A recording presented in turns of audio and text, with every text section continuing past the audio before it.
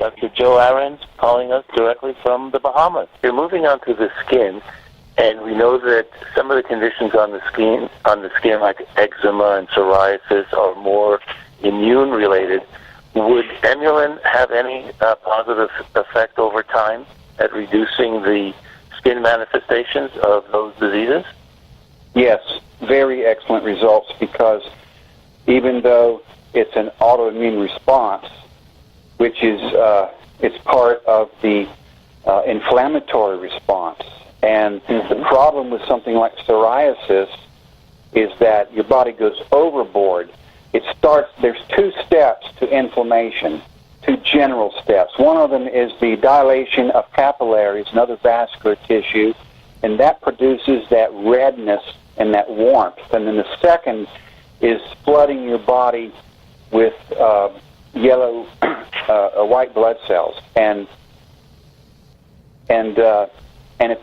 they're looking to chew up anything, get rid of whatever's bothering you. Well, unfortunately, in an autoimmune response, it turns on your own body, and you have that again, that inflammatory response.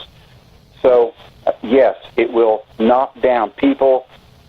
I'll tell you again, I'm not trying to make something that treats everything. It just so happens that it's a great anti-inflammatory, and those people that started taking Emulin for high blood sugar end up telling me my psoriasis is gone. Now, we may one day focus on that and do some adequate clinicals, but I completely understand why that's the case. It's because we are shutting down that inflammatory response. If somebody wants to know what that really is, what are we doing? We are inhibiting tumor necrosis factor alpha, TNF alpha, which in turn causes a cascade of cytokinins. And you shut that down, and that's what stops that inflammatory response. And Dr. Ahrens, also, I would see, I was wondering about, there's a question that came in about allergies in general. Okay, so maybe you can tell me what happens when you have an allergy. Inflammation. Inflammation. Yes, so allergies, you are more sensitive to allergens than a common run-of-the-mill average person.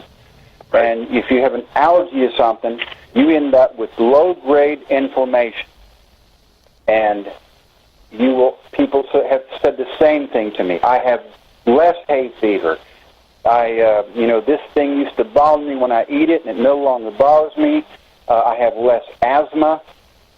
Any of the inflammatory responses are going to be inhibited, not because we're tackling all these myriad of diseases, but because we are inhibiting inflammation at its source.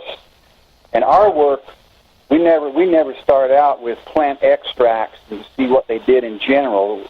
We actually modeled this, and we know where the myricetin and quercetin and chlorogenic acid, where they actually dock, where are the docking sites on the enzymes that are ultimately causing the inflammatory response. And then, of course, we have to get them somewhere to make them, so we get them out of these grapes and onions and coffee.